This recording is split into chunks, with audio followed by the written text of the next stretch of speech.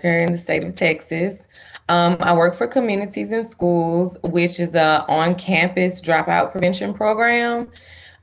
Basically, we understand that students have plenty of needs, and sometimes those needs aren't met, which causes them to drop out of school. So that's when I step in and try to eliminate those barriers to keep students in school so they can graduate and be successful. So if anytime you need me, you can always email me or contact me by phone. At the end of this presentation, I will have my contact information up, and you can reach out to me if you are in need of any assistance or need someone to talk to. So let's get started. Today's presentation is on healthy communication. First things first, a few things that we're going to talk about is to identify different types of communication. Secondly, is to share challenges to healthy communication and to learn about different communication styles. We're all different. We all communicate different. So it's just another way of us being able to learn about the different communication styles and see where you are and what you might need to tweak. Also, to share secrets of healthy communication skills that anyone can use. This is a really short presentation, but I really feel as if the information is really good. So let's move on. So I really like this quote. It says, the biggest communication problem is we do not listen to understand, we listen to reply. And that's like one of the biggest mishaps of communication, because a lot of times, especially in the heat of the moment, you know, with emotions, we can basically just be spilling our guts trying to tell someone how we feel and communicate, but they're so ready to reply that they're not really listening to what we're saying or really understanding what we're saying. So I threw that quote in there because I think it was really good. A few non-verbal communications is your body posture. Like when you're talking to someone, sometimes you can seem just a little aggravated if you have, okay, for instance, if your arms are crossed, you know, and talking to someone, a lot of times it seems as if you're angry. So that's a nonverbal communication.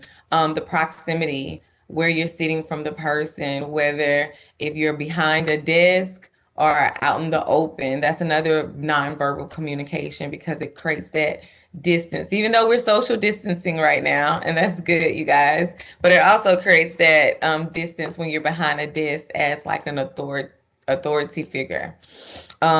Gestures, like people who are talking with their hands and not ASL. I talk with my hands a lot, but of course, if I do maybe the wrong signal, it could be offensive to someone. Also, facial expressions. Of course, and when you're having a lighthearted conversations, a lot of times it's natural to smile. But if we're having these really serious conversations and someone is smiling at you, a lot of times it can be taken as if you're not taking them serious. So it's still saying something, even though we're not moving our lips, we're not talking verbally, it's still nonverbal communication that sends off a message to the person that you're talking to. Tone of voice is a big one.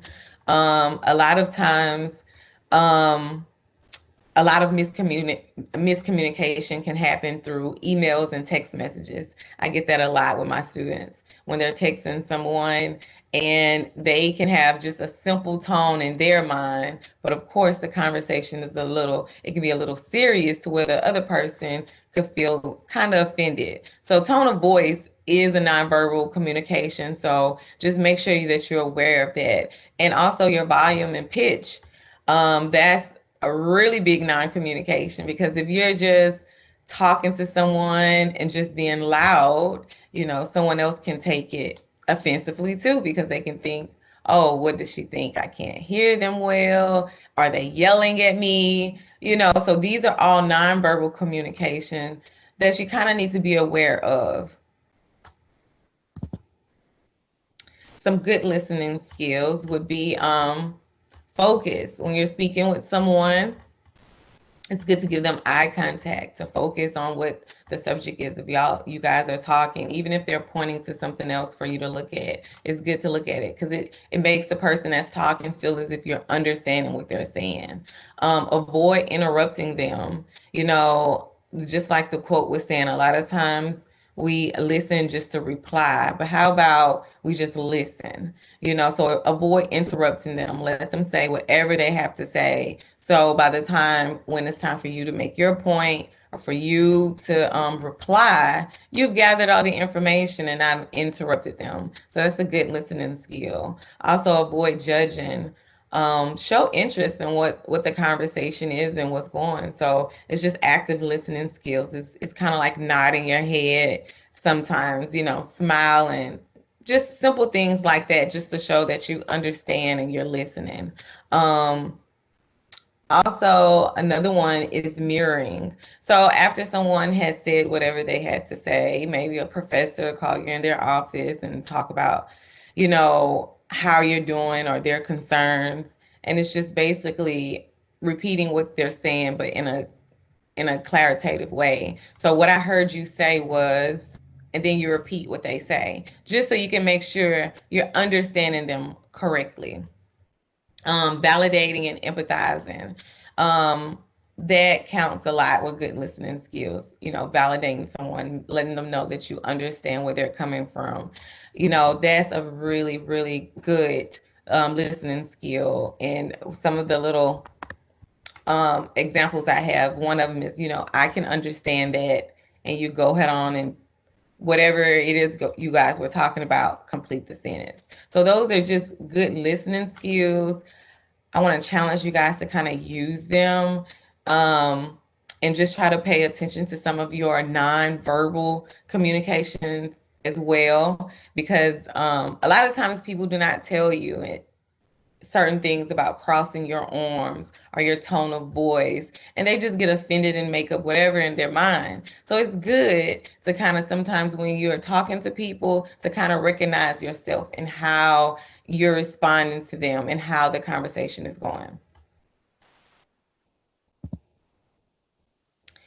Okay, while communicating, remember three things that are very important is empathy, you know, acknowledging your feelings.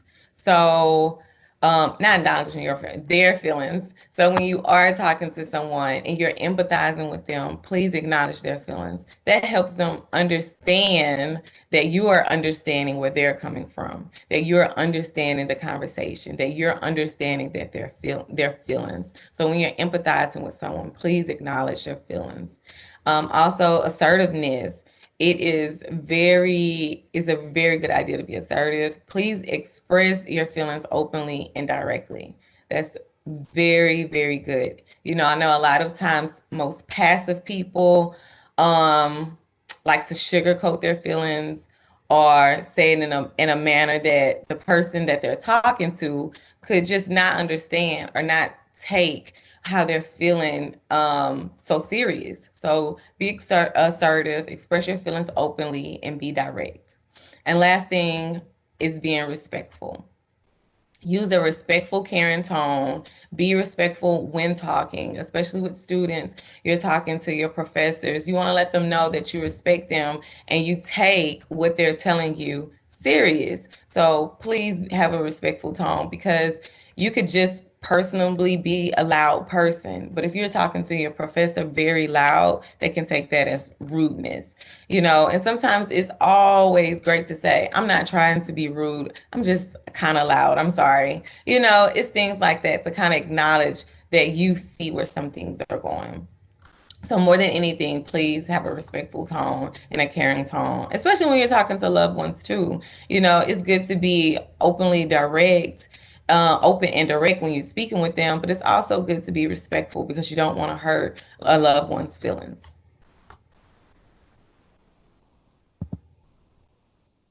Some examples of unhealthy communication is basically you're right and they're wrong. You know, that is very, very unhealthy. Simply because is more than one. I always say it's more than one way to get to four. So 2 + 2 = 4 and 1 + 3 = 4. So they could be right too. You can be right as well, but it's not about being right. It's about getting it right. Whatever the situation is, it's about getting it right. So that's a very unhealthy communication skill. Also, blaming everyone else. That's that's definitely unhealthy. You know, it's good to take responsibility to your part in something. I know a lot of times I work with students who might have group projects, and it never fails. It's always one person they blame everything on. Like, we didn't get to do this because of that person, or this person didn't do their part. But a lot of times it's communication up and before the assignment was even needing to be completed. So it's plenty of times you could have communicated. If that person couldn't do their part of the assignment, you could have asked, "Hey, can I help? Can in any way that we can all get together and help you do your part?" It's different ways to do things, because at the end we want to be more solution focused and think about the outcome. So blaming is never really a good healthy communication style. I've had so many professors tell me they are tired of that. If they want students to work in a group and be productive in a group, that's what they expect. And communication is one of the things, the hurdles that they have to get over in order to get this assignment done correctly. So blaming is a very unhealthy communication skill. Defensiveness, refusing to admit imperfection, labeling, being sarcastic. You know, a lot of times when people are being sarcastic, sarcastic in a way of joking with others. But of course, the person that the joke is on or the sarcasm is going towards, a lot of times feels offended. So that's very unhealthy communication. Hopelessness, denial of your feelings, mind reading instead of just expressing yourself and wanting to know how the other person is feeling. You're just automatically dismissing the thought of going to them and asking and being open and direct, and you're just reading their minds, saying, "Well, I guess they feel this way," or "I guess they are thinking this." Sometimes it helps just to have that open communication and just saying, hey, did I offend you with my sarcasm? I was just joking, something like that, just being open. And of course, passive aggressiveness. A lot of times that's where a lot of sarcasm come from, because there's an issue that you don't want to approach. So your way of getting past it, but still kind of taking shots at people, is being passive aggressive. So that's definitely an unhealthy communication skill. Lastly, I wanted to leave this quote, because I love this, because it says, "Good communication is the bridge between confusion and clarity." A lot of times there's not too many situations that cannot be remedied with a conversation. A lot of times it's feelings and emotions boiling over, and not really understanding what's going on, or letting your emotions get in the way of logic. So sometimes it's good to just take a step back and come back to the conversation when you have a clear head. If it's any time, even in, because we're talking to college students, and you guys are in class and teachers could be very confusing in their teaching styles, you might not be catching on. It is okay to approach your teacher or email your teacher and say, "Hey, I'm not really understanding. Can you break it down to me in a different way?" It's just good communication. That is the bridge. If you're confused about anything, just being open and direct and just approaching that person and talking about it always helps. So I know it's a little quick or PowerPoint, but if there's any questions, I'm okay with taking them right now. If you can't think of anything right now, like I was saying in the beginning of the presentation, that I work for communities and schools. Oh, and I'm sorry, guys, you can leave your questions in the chat. But again, if you have other questions that you might think of after the presentation, after we get off of here, you can always reach me. My phone number is right here. It's 832-910-7377. My email is also on here is my first name, Titania, Titania .Jackson at lonestar.edu.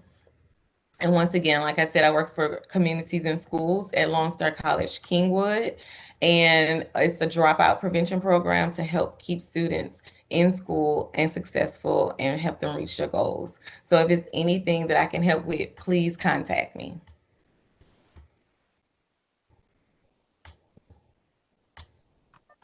Thank you, Titania. Does anybody have any questions? If you do, put it in the chat box for us. That way we can get some questions answered right away. And like Titania said, we do have time to email her afterwards if you have more personal questions you want to ask about. One thing I did want to ask Titania is how can we use this in order to have healthy communications, like with a partner per se, because that's always a tough barrier is communication in relationships, whether it be family, partner, friends. So how would you kind of bridge that a little bit more? Okay, with family, a lot of times it's full of emotions. And sometimes when the emotions are boiling over, I always suggest just take a time out before having any conversation. When your emotions are calmer, when you're thinking more logically and not upset, I think that's the best time to have a conversation, especially with your loved ones.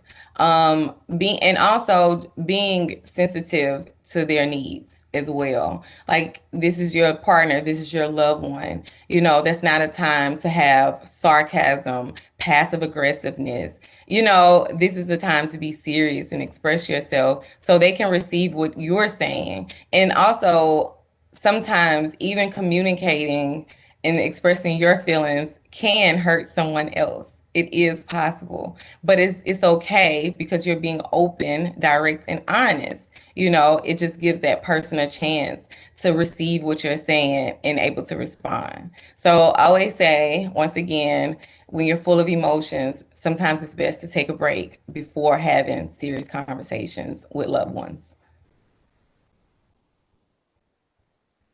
Thank you. And Jamie Turner has a question. She said, considering the importance of nonverbal communications, is it okay to request that students use webcams for meetings or request that students share profile pictures of themselves?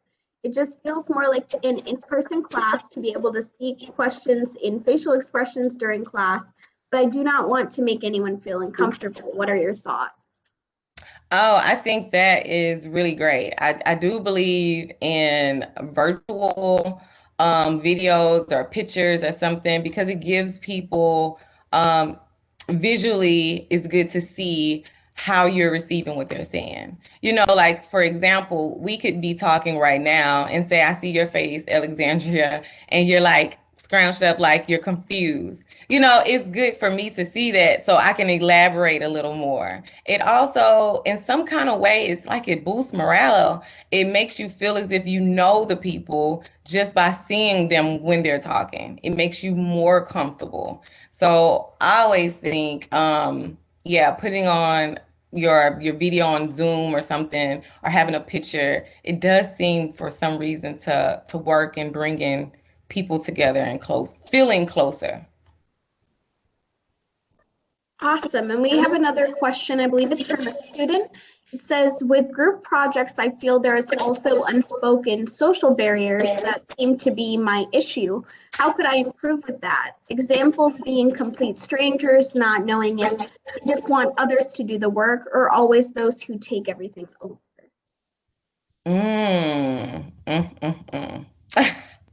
Group projects are sometimes always the hardest.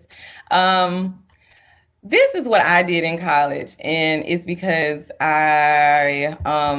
in undergrad, I always were in group projects and we didn't know each other and we just kind of all did our part. And then when we met up, just tried to put everything together, but it didn't work out smoothly ever like that. It's like that ideal we all had, because even though we all had different parts in the group project, it's like our work did not mesh well, if that makes sense. I always try to suggest to students who are working on a group project who are complete strangers to each other. Before you meet, if you're, well, now we're doing everything virtual, it'll be good to have a meeting that's strictly not about the assignment first. Try to get to know one another a little bit, a little bit better first. That way, it's easier to kind of work together.